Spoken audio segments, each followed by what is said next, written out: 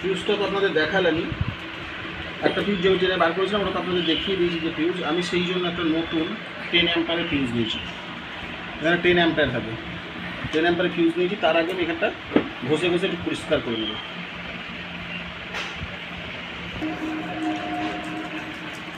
দেখুন আমি ক্লাচের তার বা গিয়ারের তার জয়েন্ট দিয়ে আমি এখানে ভালো করে এটাকে পরিষ্কার করে দিচ্ছি। পরিষ্কার করে দিয়েছি।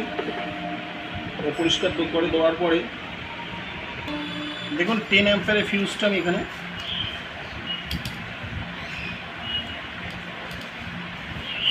দিয়ে দিলাম।